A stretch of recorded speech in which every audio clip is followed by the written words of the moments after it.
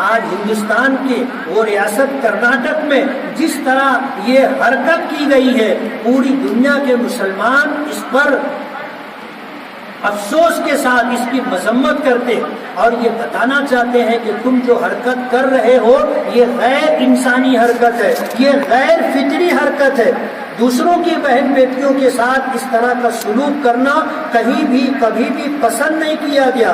کوئی غیرت مند شخص اور کوئی ایسا شخص جو دیوس نہ ہو، یعنی عورتوں کی ناجائز کمائی کھانا پسند نہ کرتا ہو، کبھی بھی وہ اس بات کو گوارا نہیں کرے گا۔ ہماری اس بیٹی کو مسکان خان، جس نے کرناٹک کے اندر ہمت اور جرأت کے ساتھ سینکڑوں مردوں کے درمیان حجاب کے ساتھ جا کر کے اس نے ہمت اور جرأت کا مظاہرہ کیا اور ان کے نعرے بازی کے جواب میں اس نے کہا اللہ اکبر اللہ اکبر، ہم اس کی ہمت اور جرأت کو سلام کرتے ہیں۔ جمعیت علماء جس کے زیر اہتمام آج یہ پروگرام ہو رہا ہے، اسی جمعیت کے ایک دھڑے کے صدر محترم مولانا محمود مدنی دامت برکاتہم نے 5 لاکھ روپے کا اس بیٹی اور بچی کے لیے انعام کا اعلان کیا۔ اس کو کس نظر سے دیکھا جائے گا ہم اسے نہیں سمجھ سکتے، لیکن ہم یہ بتانا چاہتے ہیں کہ ہمت اور جرأت کے ساتھ اگر کوئی ملک کے قانون کے دائرے میں رہ کر کے اپنی شریعت کی پاسداری کرتے ہوئے اپنی آبرو اپنی عزت کی حفاظت کے لیے اگر اس طرح جرأت اور ہمت کے ساتھ کام کرتی ہے تو ہم اس کی ہمت اور جرأت کی داد دیں گے، ہم اس کی حوصلہ افزائی کریں گے، ہم اس کی ہمت کو بڑھائیں گے، اسی کے لیے اس کو انعامات دیے جا رہے ہیں۔ ظاہر بات ہے یہ اس کا فطری حق ہے، یہ اس کا قانونی حق ہے، یہ اس کا شرعی اور دھارمک حق ہے کہ وہ اپنی عزت اور اپنی آبرو کی حفاظت کے لیے جس طرح حجاب کے ساتھ پردے کے ساتھ زندگی گزارنا چاہے وہ زندگی گزار سکتی ہے۔ تو پردہ کرنا اور اسی طرح حجاب کے ساتھ رہنا ہر مذہب میں موجود ہے، اور کوئی بھی غیرت مند اپنی بہنوں بیٹیوں کے تئیں وہ یہ سوچ بھی نہیں سکتا کہ وہ پرائے مردوں کی ہوسناک نگاہوں کا نشانہ بنے یا پرائے مردوں کے لیے کھلونا بنے، کوئی اس کو برداشت نہیں کرتا، اور یہ ہر عورت کا فطری حق ہے۔ بنانے والے نے، اس بچی کو پیدا کرنے والے نے فطری طور پر اس کے دل میں، اس کی طبیعت میں، اس کی فطرت میں شرم و حیا کا مادہ رکھا ہے، اس کو باقی رکھنے کی، اس کو بڑھانے کی ہر ممکن کوشش کرنی چاہیے۔ نبی کریم صلی اللہ علیہ وسلم کی ازواج مطہرات میں غالباً ام حبیبہ رضی اللہ تعالی عنہا ہے، حضور کے پاس بیٹھی ہوئی تھی، کچھ اور آپ کی بیویاں موجود تھیں۔ ایک نابینا صحابی آئے عبداللہ ابن ام مکتوم رضی اللہ تعالیٰ، وہ آئے، آ کر نبی کریم صلی اللہ علیہ وسلم کے پاس بیٹھ گئے۔ نابینا تھے، ان کو دکھائی نہیں دیتا تھا، تو ازواج مطہرات وہاں بیٹھی رہی، انہوں نے اپنا چہرہ نہیں ڈھانکا، وہاں سے اٹھ کر کے علیحدہ نہیں ہوئی۔ نبی کریم صلی اللہ علیہ وسلم کا چہرہ مبارک غصے کی وجہ سے سرخ ہو گیا، اور جب وہ صحابی اٹھ کر کے گئے تو آپ نے اپنی ناراضگی کا اظہار کیا، تو ازواج مطہرات میں غالباً ام حبیبہ رضی اللہ تعالی عنہا نے فرمایا کہ اللہ کے رسول وہ تو نابینا تھے، وہ تو اندھے تھے، ان کو دکھائی نہیں دے رہا تھا، اگر ان کے سامنے ہم نے اگر اپنے چہرے کو نہیں ڈھانکا تو کیا ہوا؟ حضور پاک صلی اللہ علیہ وسلم نے ایک تاریخ ساز جواب دیا، یاد رکھنے والا جواب دیا کہ وہ نابینا تھے، تم تو نابینا نہیں تھے نا، ان کو نہیں دکھائی دیتا تھا، تم کو تو دکھائی دیتا تھا نا۔ بلا ضرورت ہماری مائیں اور بہنیں پرائے مردوں کو نہ دیکھیں، اور ہمارا دین دین فطرت ہے۔ دین فطرت کا مطلب یہ ہے کہ ضرورت کے موقع پر اس میں گنجائش موجود ہے، ہر عورت کے لیے یکساں حکم نہیں ہے۔ جب بچی پیدا ہوتی ہے، جب تک بلوغ کی عمر تک نہ پہنچے اس کے لیے چہرہ ڈھانکنے کا حکم نہیں ہے، اور جب عورت 50 سال کی عمر سے آگے تجاوز کر جائے اور پھر پرائے مردوں کے سامنے آنے جانے کی ضرورت ہو، اس کے لیے بھی چہرہ ڈھانک کر کے رہنے کا جب مسلسل حکم نہیں ہے اس کے لیے بھی گنجائش موجود ہے. تو بڑی عمروں کی عورتوں کے لیے اور جوان عورتوں کے پردے میں بھی فرق ہے. یعنی جہاں فتنے کا اندیشہ ہوگا، جہاں گناہ کا اندیشہ ہوگا، وہاں پردے کا حکم موجود ہے. اور پھر اگر ضرورت ہو تو پھر ضرورت کے درجے میں شریعت نے گنجائش دی ہے. لیکن عام حالات کے اندر ہماری مائیں اور بہنیں اس بات کا خیال رکھیں کہ بالغ ہونے سے لے کر کے جب تک جو ہے بڑھاپے میں قدم نہ رکھے ان کے لیے پردے کا حکم ہے. اور یہ پردہ ہماری ماں اور بہنوں کی عزت و آبرو کی حفاظت کا ضامن ہے.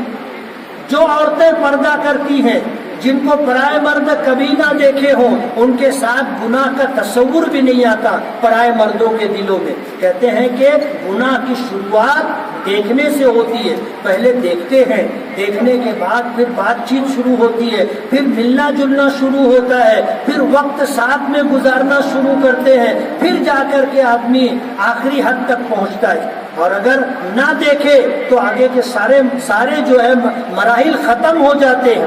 اس لیے حتی الامکان اس بات کی کوشش کرنا چاہیے کہ کوئی پرایا مرد آپ کو نہ دیکھ سکے.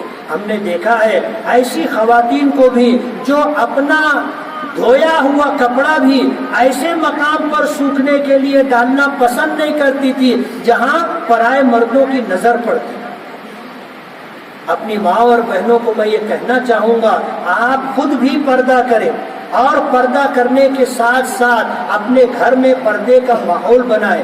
اپنے محرم مردوں کے علاوہ جو غیر محرم مرد ہیں، چاہے وہ رشتے میں ہمارے بھائی ہی کیوں نہ ہوتے ہوں، جیسے چچا زاد بھائی، بڑے ابا کا بیٹا، ماموں زاد بھائی، خالہ زاد بھائی، یعنی جن سے نکاح ہو سکتا ہے ان کے سامنے ان سے پردہ ضروری ہے. ان کے ساتھ ان کے بے پردگی سے رہنا پسندیدہ نہیں ہے. آج ہمارے شہر مالیگاؤں میں جوائنٹ فیملی ہے، مشترکہ خاندان اور فیملی ہے، اور بار بار ایک دوسرے کا سامنا ہوتا رہتا ہے. ایسے موقع پر شریعت نے کچھ گنجائش رکھی ہے، اور وہ گنجائش یہ ہے کہ حیا اور شرم کے ساتھ چہرہ اگر کھلا بھی رہے تو ان کو جو ہے اس گھر میں رہنے کی گنجائش ہے. لیکن کوشش کریں حتی الامکان کہ چہرے پر نظر کم سے کم پڑے. اور جب اللہ وسعت دے دے، کشادگی دے دے، آپ اپنے رہنے کا ایسا انتظام کر سکے جہاں پرائے لوگوں کے سامنے، غیر محرم لوگوں کے سامنے اور اجنبی مردوں کے سامنے سامنا نہ ہو سکے، ایسا انتظام کرنا ہر مرد کی ذمہ داری ہے، ہر عورت کی ذمہ داری. آج اس موقع پر کرناٹک کے اس واقعے سے متاثر ہو کر کے ہمارے شہر کا امن و امان متاثر نہ ہو، لا اینڈ آرڈر کی صورتحال نہ بگڑے، ہم نے آپ کو عزیز کلو اسٹیڈیم میں جمع ہونے کے لیے پیغام دیا. اور ہماری ایک مختصر سی دعوت پر پورے شہر سے ہزاروں خواتین یہاں جمع ہوئی. اور ہم نے آج اس موقع پر جمعیت علماء کی طرف سے جو پیغام دینا چاہا ہے وہ پردے سے متعلق ہے. اور یہ میں بتا دوں کہ پردہ صرف عورتوں کے لیے نہیں ہے، پردہ مردوں کے لیے. فرق اتنا ہے کہ مرد اپنا سر اور چہرہ کھلا رکھ سکتا ہے، عورتیں ضرورت کے موقع پر اپنا چہرہ کھلا رکھ سکتی ہیں، اپنا ہاتھ، اپنا پیر کھلا رکھ سکتی ہے ضرورت کے موقع پر. اور جب پرائے مردوں کے سامنے جانا ہو تو حتی الامکان اپنے چہرے کو، اپنے ہاتھ اور اپنے قدموں کو بھی ڈھانپ کر رکھنے کی کوشش کریں. اور اسی کے ساتھ میں یہ بتا دوں کہ یہ پردہ آپ کی ترقی میں کوئی حائل نہیں ہے، آپ کی ترقی میں رکاوٹ نہیں ہے. ہمارے مذہب اسلام نے مردوں کو جو ذمہ داریاں دی ہیں وہ الگ ہیں، اور عورتوں کو جو ذمہ داریاں دی ہیں وہ الگ ہے. کمانے کی ذمہ داری مردوں کو دی ہے، گھر کے باہر کی ذمہ داریاں مردوں کو دی ہیں، اور امور خانہ داری، بچوں کی تربیت، شوہر کے گھر اور اس کے مال کی حفاظت، اپنی آبرو اور عزت کی حفاظت کی ذمہ داری عورتوں کو دی. اسی طرح آپ پردے کو اپنے لیے ذلت نہ سمجھیں. آج پوری دنیا میں وہ عورتیں عزت کی نگاہوں سے دیکھی جاتی ہیں جو پردے کے ساتھ رہتی ہیں. وہ عورتیں جو بے پردہ ہوں اور وہ عورتیں جو کم سے کم کپڑے میں ہوں، لوگ دیکھنا پسند نہیں کرتے، ایک نظر دیکھنے کے بعد کوئی دوبارہ دیکھنا پسند نہیں کرتا. یہ تمہاری ذلت ہے. اسلام نے تمہیں عزت دی ہے، تمہیں احترام دیا ہے، تمہیں ماں کا درجہ دیا ہے، جس کے قدموں کے نیچے جنت ہے، اور جس کو بیوی کا درجہ دیا ہے، جس کے سینے میں وفا کی بلندیاں ہوتی ہیں، اور جس کی پیشانی اللہ کے حضور سجدوں سے آباد ہوتی ہے.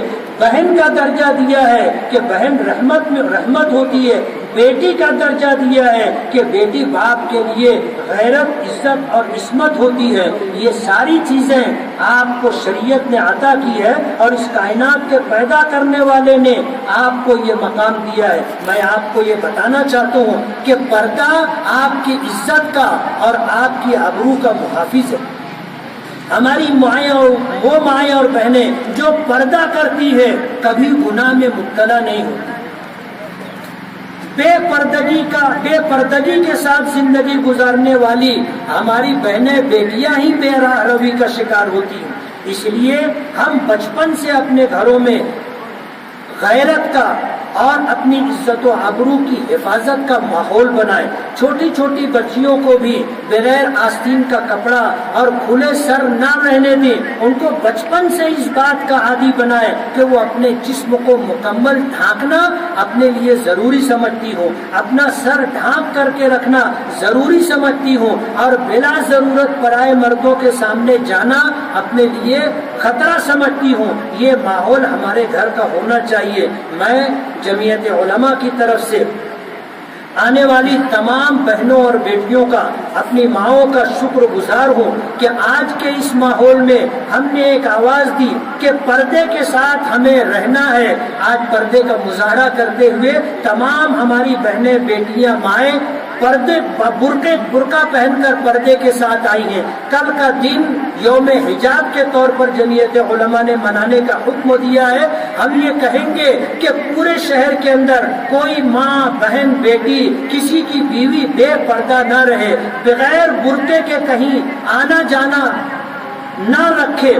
یہ پیغام ہم دینا چاہتے ہیں کہ یہ یوم حجاب مکمل کامیاب ہونا چاہیے. ہمارا شہر مالیگاؤں ایک تحریکی شہر ہے، اور ہماری ریاست مہاراشٹر ہی کے لیے نہیں، پورے ہندوستان کے لیے بلکہ دنیا کے دور دراز ملکوں کے لیے اپنی مثال رکھتا ہے. یہاں سے جو آواز اٹھتی ہے وہ سدا بسیرا نہیں بلکہ ایک اثردار حیثیت رکھتی ہے، اور دور دراز تک مالیگاؤں کی آواز کو سنا جاتا ہے، مانا جاتا ہے، قبول کیا جاتا ہے، اس پر عمل کرنے کی کوشش کی جاتی ہے. میں دوبارہ جمعیت علماء کی طرف سے آپ سبھی حضرات کا شکر گزار ہوں کہ دور دراز سے پیدل چل کر کے رکشے پر آ کر کے آپ نے اس میدان کو بھر دیا ہے، اور دھوپ کی شدت کے ساتھ آپ میدان میں بیٹھی ہوئی ہیں. اس سے اندازہ ہوتا ہے کہ ہماری ماؤں اور بہنوں کو اپنی عزت و آبرو کا، اپنی تہذیب و کلچر کا، ملک کے دستور و سنویدھان کا اور اپنی شریعت کے احکام کا کتنا خیال ہے، وہ کتنی پاسداری کرنا چاہتی ہیں کہ بڑے دھوپ کی تمازت اور شدت برداشت کرتے ہوئے اس میدان میں بیٹھی ہوئی ہیں. میں آپ کی اس قربانی کو سلام کرتا ہوں، اور یہ امید کرتا ہوں کہ آئندہ بھی ہم خود بھی اور اپنے گھر کی بچیوں کو با پردہ رہنے کی تاکید کریں گے اور گھر کا ماحول اس طرح بنائیں گے. جمعیت علماء کی شکر گزاری کے ساتھ میں آج کے اس پروگرام کے اختتام کا اعلان کرتا ہوں. وآخر دعوانا الحمدللہ رب العالمین.